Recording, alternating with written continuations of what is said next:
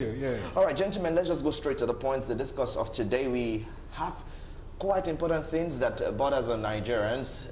If we narrow it down to Nigerians, we understand that these things, if you give them opportunity to call in, one of the reasons why I don't allow to call in, people would so speak on these topics. And let's just begin with President Muhammadu Buhari. We understand that President Muhammadu Buhari has pledged his commitment to hand over a very strong, repositioned, agriculture-led and diversified homegrown economy, stable democracy, revamped armed and security forces to the next generation. That means if you are to hand over this to the next generation, you must have done so well for you to hand over to the next generation. However, I was speaking at a dinner in honor of the 2022 Committee of Business, Political, Media and Civil Society leaders.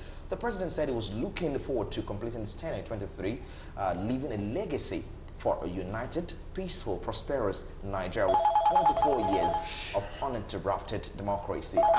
Now, he also said, despite the enormous problems inherited when he assumed office almost 7 years ago, he is proud. He can look back with satisfaction and say this administration has kept faith with people and has done well among the dwindling resources for reasons that are well beyond its control.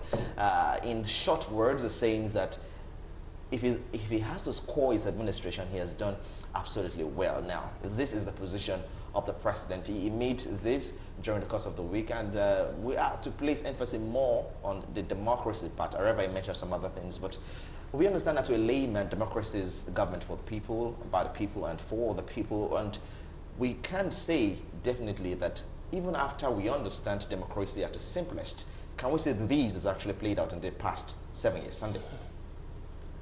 Oh, well, first of all, Mr. President, as a leader of a country, is not in a position to score himself. It's the people that will have to score him, because the people feel the impact of whatsoever policy he puts in place or his actions. So he can't score himself, and that's a flaw. And the same with all governors. So anyone that is, any leader in office scoring himself is deceiving the public. And that is one thing they have to know. Now you look at democracy we're talking about. As at 2015, between 2015 and the present, time, how far have we gone? First of all, we take the electoral process. We take the issues of governance, policies. Then we now take the statistics, the economic statistics, the growth and development rate and all that. I wouldn't know where one will start from. You talk of the electoral process, how much of elections have been conducted between that 2015 and now that were not contested in court. Okay, that is one. Then look at the level of electoral violence during elections, where bullets sound more than ballot papers. Okay, so violence has become more popular than the willful decision of Nigerians. You see a situation where governors are created through the court. You don't win elections at the post, you go to court, you win elections. So how much of progress have we made in that respect? In the past few months, the INEC chairman have been struggling. I call it struggling because I've also been monitoring the activities of the INEC, trying to see how they can guarantee transparent election in the forthcoming elections. Okay, holding meetings and giving accountability almost every month of the the preparations and the activities. Now that is one aspect of it. You look at the issue of then you take out the economic statistics, the rising debt profile. You talk of the rate of unemployment, inflation. You talk of poverty rate and all that. Then how can one look at all those and say he has done well? The insecurity, take security also. And I listen to some of the arguments by these APC leaders, and they will tell you that they have done very well. Oh, that security is better now than before. Now, if you go and have a critical study of crime, when a criminal comes in and makes and operate briefly and run, it means the space is not safe for that criminal. So when you could think of suicide bombers, it means that they cannot have the space. The space is not convenient for them to carry much activities. You get it? Thereby the result to just so they just take they take action that you are not prepared for. But when you now see criminals getting armed attacking even security agencies, military barracks, police stations, and all that, even moving inward, then I think that's, at that stage, the situation is worse. So if you just oppose these two scenarios, you will see that you have worse scenario, situation now, insecurity situation now than before. They have encroached even up to Niger State. Okay, thank you, Sunday. Just to cut you in there, in case you're watching, this is Editors Forum. We understand that we have a number scrolled on the screen for you to respond and react to some of the conversations we're having. Quite early, I'm getting calls already, feedbacks here. But I would really appreciate if you just sent text messages only. Please, no calls, no beeps. Beeps, I mean flashing, Nigerian term. No beeps, no flashing. Thank you. I really appreciate it. Now to Mr. Richard, I understand that democracy is for the people, basically. Have we been able to enjoy that for the people term in court? Have people been able to give more to this government in terms of their quota? Have we been able to accommodate more of people's opinion in the government since 7 years? Yeah, thank you. I appreciate the optimism of the president, and unfortunately, I don't share that optimism. You know, we have a situation where democracy is built on tenets, principles, you know, and except you live by those tenets of it, you can't really claim you have it. Okay, then let's go to the brand of democracy we practice here. What should democracy be all about? Inclusiveness, you know, consent of the governed. I don't want to talk about freedom of speech. Those are the basic and primary component of democracy, what it should be. And if you look at freedom of expression, it's not even being guaranteed. The primary component. I heard someone say freedom of speech is guaranteed, but freedom after speech is not guaranteed. Yeah, I don't subscribe to the fact of absolute freedom in anything, but a situation where you have citizens can't express themselves, you know, is a problem, especially when it hinges on advising the government, calling attention of the government, you know, to basic issues, and they get shut down for that, then it's a problem. Then freedom of association, then freedom of religion. All these, you know, they are just the primary aspect of what democracy brings. Then inclusiveness. Let's look at what we have today. Can most Nigerians proudly say they have sense of belonging in the way affairs of the country is being run? No. We have complaints from left, north, south, west, east, you know. The other one is consent of the governed. Does the government consult the citizens enough, you know, on policies and all that they set in motion? No. And that's why you have youths are agitated. It used to be like my colleague said here, that security agencies chasing after the criminals. What do you have today? Criminals taking the battle to the security agents. Now, that is rebellion. What brings all this? Lack of inclusiveness, lack of consent of the governed, you know, lack of sense of belonging that had eroded national security, that had eroded economic prosperity due to lack of welfareism. So nothing in what we have as a brand of democracy here today can really be called democracy. Okay, quite a submission there. For the sake of people that missed out on that event during the course of the week, we'll take that particular report where the president was addressing the press and at a particular meeting during the course of the week where he was basically making these declarations. Can we take that real quick? When we return, we'll take some of our text messages on the mobile phone you're sending messages to, as well as you can also join us on our social media pages, as well as send me a DM at my Instagram page at mctfair_mcfr_, of course on Twitter at mctfair_mcfr. Send me a message. Let me see how we could bring some of the things you're saying on social media down to the table here. Let's check out that declaration by the president, and then we'll come back to the table.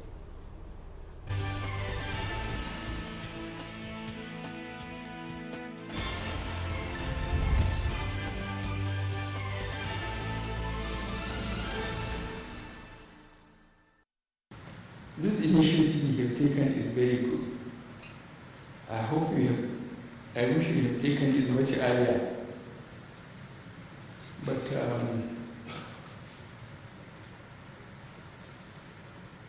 in a few weeks' time, there will be a number of you sitting there who wanted to be here. So those resources we had, if we had invested in agriculture, clearing the land, having machinery, developing better seeds, we would have been much richer. There wouldn't have been any need for fighting for oil.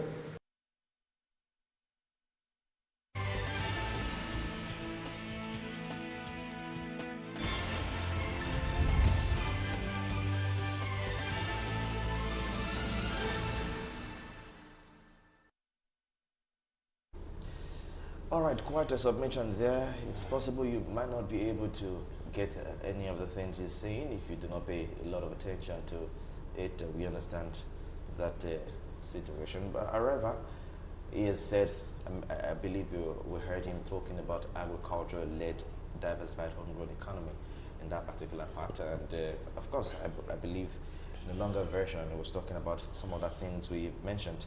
But let's now look at more closely how he has been able to accommodate, because you were saying that if we're talking about consent of the governed, Yeah. How much have they been able to take from the people that they're governing? And over time, during the course of this couple of years, we've seen people try to speak. We've seen people make attempt to speak. We've seen the hashtag #EndSARS protest. We've seen other medium that people have tried to speak to the government. But it appears that perhaps, I don't want to say maybe the government is shorting there. I want to say maybe the people are not appropriately sending the messages across. Maybe it's coming in a way of, say, rebellion, say agitation, say secession, not in a very constructive roundtable discussion. I see people have taken more to protests in this past couple of days. I believe protests should be like the end result to things, not actually where you start your conversations from. So I may not totally want to align with some of your thoughts on the table that the governed have not been given fair hearing. But I might want you, in case you have a contrary opinion on Sunday, please shed your light. Now, the point is this. When you look at government activities over the years, okay, you take, for instance, what they do with electricity tariff. Because let's deal with practical issues. How much input do Nigerians put into that? It's zero. Somebody wakes up and tell you, oh, we've increased the tariff.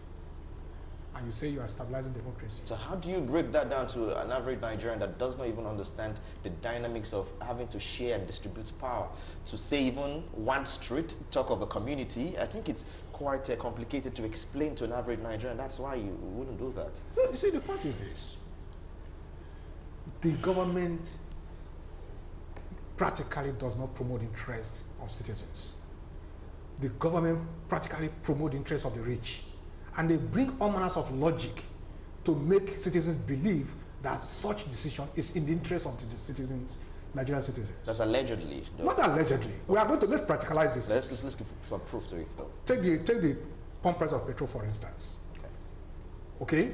The government will tell you, the government created subsidy to provide comfort for the rich that is trading in petrol, so that they don't incur loss. That is an assumption. Okay? So they created it. They assumed there's subsidy so that the rich does not incur loss in his business. That is what you have invested in. Now the government will now turn and threaten citizens. We are now removing the subsidy that we assume we created, so that the rich will, at the end, the rich will still make more money. So how much consultation, how much inclusion are citizens in the policy-making, decision-making process of public policy? Because that is how we talk of democracy. So when you now rise and say, no, we are not taking this, they now say you are rebelling. So you see that the space has been closed for that state-citizen relations. It's not working properly in Nigeria. I think you have a point, but however, I still think it's a little dicey. Okay. Talk about things that affect people, practical terms now. I have seen the federal government commission roads. I've seen the federal government commission train stations. I've seen the federal government do things that practically affect people to the grassroots. I've seen the federal government to an extent, even at some point there have been grants, there have been monetary values given to people to alleviate poverty at some point. Now, we understand that some Nigerians, it might not be to a large size of the Nigerian populace, but some Nigerians have enjoyed from this. Now, can we totally say that the government has not even still paid attention to the needs of an average Nigerian? We can't. Surely we can't. But the basic things we are talking about here. Look, you need to feed well to want to ride on a train to whatever you are having to go, We are talking about issues that has to do with housing, feeding, security, basic things, People want to stay in their homes peacefully, not having anyone burning them with the family down, in the middle of the night. So, how do we achieve all this? There can't be peace and harmony without equality. We can't achieve equality in any way without proper structure of or the constitution, A constitution that takes care of the citizen, that puts first, before anything, interest of the citizen in welfare. You will have less stress on you if your kid sisters, the junior one, enjoy loss of welfare from government. And I'm not talking about 5,000 naira. They are doing well. We appreciate that to an extent. We never had that. So it's something I would say kudos to this administration. They are trying to do something out of nothing, but it's still nothing compared to the volume of issues on ground. I don't want to believe President Muhammadu Buhari hasn't done anything. He has done a lot. My daughter enjoys this train to and fro from school. But what I'm saying is that there are a whole lot of issues on ground. For instance, we are saying there should be a proper constitution in place that guarantees from birth welfare package for each of the citizens. New number, this new number we have to, stampede on each other before we get, should be issued from the hospitals. That's NIN. NIN. From that, you are able to create social welfare for each of the citizens from birth. Then no one needs to be a party affiliate, have a party affiliation to enjoy anything. Then, when you have this, government is able to know how many of the number of citizens we have. Then it will also help the government to provide proper welfare package for the aged, for the infants, and for the unemployed. Then myself, if I am just 100,000 naira in a month, I will not have the burden of sharing this 100,000 naira with almost 20 people. These are fundamental issues. Now, you have issues of humongous salaries and remunerations being discussed, being asked for, because I heard you say the consent of the government that what has been asked. Look, it has been made even as a protest that, look, we want this thing reduced. President Muhammadu Buhari promised that when he comes into the office, he will see to that. I don't want to see him leave without saying to that. I don't want to see my senator taking 13 point something million every 30 days, running away with 13 point something million naira. No. How do you pacify a young guy not to be agitated when he hears that? These are issues, and these are things when you address, they will then make the democracy worthwhile. Okay, I still keep seeing some of us calling the lines we have on the screen. Please urge us to please just send text messages. Text messages, we'll read them shortly. I have already some text messages, but please just text messages. Thank you. All right, to you, Sunday. I understand what she's saying, quite right, but I just want us to have a fair balance to it, right, on this table. So it won't look like we are for this or we're against this, basically. Now, he's talked about how an average Nigerian can enjoy some of these things such that he can have a level of comfort. However, I can say that Nigerians ourselves sometimes create discomfort for ourselves and neighbors. Take, for instance, a perfect scenario of you staying in Lagos. You don't have a car, a private car of your own, you drive. You don't say you don't have access to, you want to book a taxi over the phone. Immediately you are at the bus stop to take a vehicle and you see rain, you see a very cloudy atmosphere already. The same public transporters that have been putting a price tag and say a short distance, we inflate it instantly, right on the spot. Note, it has not started raining. It's just a cloud. Now, can we say it is the government, is it the constitution? Can we totally say that this is on the part of the government to still play? Because an average conductor carrying a particular short distance road, say 200 naira, immediately sights a very dark atmosphere, it takes it to 500 naira. Is that on the government still? How about we, be fair to the government for a moment?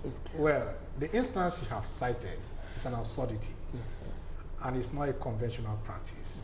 So that person you are citing is an opportunist. It's circumstantial, responding to the immediate circumstance. So it's not a regular basis of assessing human behavior.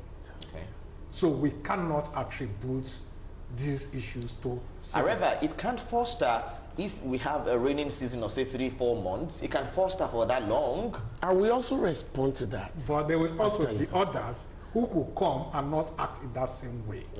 We are talking of a people who sit in authority claiming they have the mandate of Nigerians to perform functions for citizens that are in aberration. That is what we are saying. The budget of the government, the present budget, is over 17 trillion. Is it not? Is the money not put in the bank account of individuals, citizens? Doesn't get to you in the process of performing function. That is what we are saying. People have a responsibility. They say you get the resources of the people. They are managing a country with the resources that belong to the people to render services, and these services are still not being delivered to the people. That is the question we are saying. That a president construct road, why are you in office? Should I celebrate you for that? Is it your personal money? That a governor construct road, is it his personal money? It's a public fund. You have to do them. So when you don't do these things that you say you will do, we'll question why you are there. And when you are doing it wrongly, you also have to say, no, this is a wrong way. You have cited that they are sharing 5,000. You are sharing 5,000. The person that you are giving 5,000, you may not even repeat that 5,000 for that month. A electricity bill of 30,000 is waiting for that person at home at the end of the month. The following month is coming again, and you see you are in relative poverty. You are deeply in poverty, and you are increasing it. Okay, you are in the media. I've been in the media. Now go and check governors 8 years ago who were sharing money under empowerment scheme. They will assemble people. They will say that you are trained for 2 weeks. I give you stipend to go and start. Go and check how many people, how many of those who collected that money are still doing are still engaged in those activities today. We are talking of a process of transforming the economy, a process of transforming the system. And this is where the Nigerian government has not actually been very active. And that's what we are saying. You are shouting agriculture. They went to set up rice pyramid in Abuja. Yes. They are celebrating, the whole world has captured that. What is the cost of rice in the market today? Why are you celebrating what you have not even completed the process? Okay. So that is the issue. Now, if you are even talking about the government, okay. Now when he came on board, when this government came on board, the pump price because let's check the price index. Those are the indices to assess the government. The pump price of petrol was 87 naira per liter. Today it's 162.5. Okay, you check the cost of rice and everything. So when you see the cost of skyrocketing and income is not also progressing with the price index, will you now say that government has done well? Okay, Richard, you yeah, this is very important to me because your assumption seemed to exonerate the constituted authority. Look, you've elected me into an office. You've given me your mandate to act on your behalf. Someone has taken Oshodi to Apapa for 500 naira because of a cloudy weather. And he did that and got away with it. Why? Because I didn't give alternative. There is no tram, there is no metro, and there is no train system. There's no rubber neck buses, you know, because in New York, in Rotterdam, I have options of rubber neck buses, metro. As I get down, disembark, I go onto the platform, take the tram, or choose between the tram and the cabs, you know. So in that situation, if you like, you say your own is even 50 naira, I won't take it because I have options. So what I'm saying is that President Muhammadu Buhari has rebuilt rail system from scratch. Now, he had given option. So I was able to say, look, my daughter, don't go by road, you go by rail. That's what we are saying. You don't blame the person who has done that because it's unlawful to be lawful in a lawless nation. You got what I'm saying? So what we are saying is that you provide the alternative for the citizens and see if there will be anyone amongst that will want to exploit one another. Now, that is number one. Number two, in 2021 or 2020, the informal sector in the transportation industry in Lagos generated about 23 billion or thereabout, or 21 billion. It was published, right? Yeah. And I will tell you that the hapless citizens paid for that. And government will go again, those citizens haven't paid tax, they will pay humongous fee, and whether you call it tax or exploitation now, through that informal sector, who had accumulated about 23 billion naira now, and they will remit to the government as well.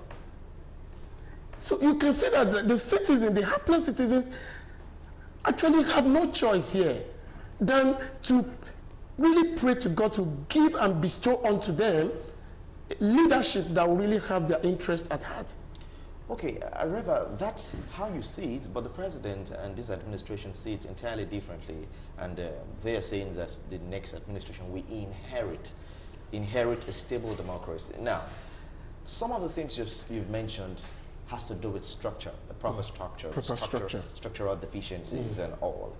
Are we saying absolutely that these structural issues actually started from this administration?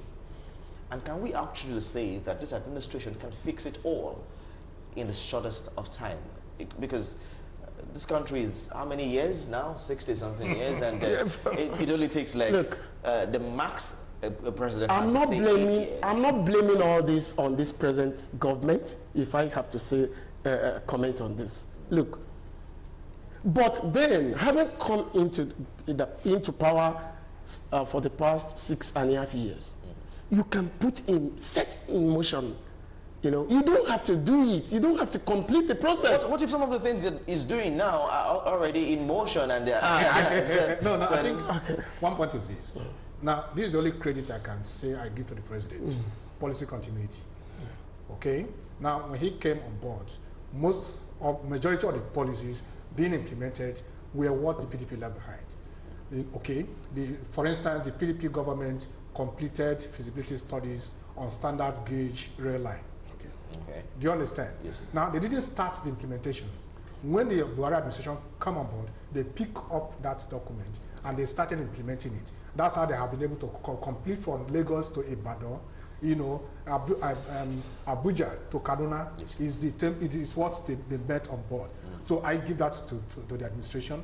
I also see the continuity of the road construction from, Benin coming down to Lagos here. Well, the former president Jonathan completed Benin Oren and moving towards Ijabode. Then they come and they continued. They've got to they've approached Ijabode now. So we'll pray that they get to the Shagamu, bypass. So we can have that gradually. Now, but is there something he has left that somebody will come and continue? Is what is the question now? So we need to say that. But when we look at the government practically, today Nigerians are suffering more than ever before. And that is all we are saying. So we should also make the government be the government of the people that is in the service of the people. I read a report yesterday, because that is also a danger signal. When the US authorities were not explaining that the return of coup in West Africa is as a result of leadership failure, bad governance, and corruption. And that is an indirect way that they may have a way of also supporting the change of government. And if that is sustained, then it means that this stable democracy in Nigeria is threatened, because Nigeria is even worse off more than those countries. Okay, so, now if we have to make a comparison, I think it won't be fair in Nigeria, because some of these countries are well, categorized under developed countries to an extent. How we know what's that?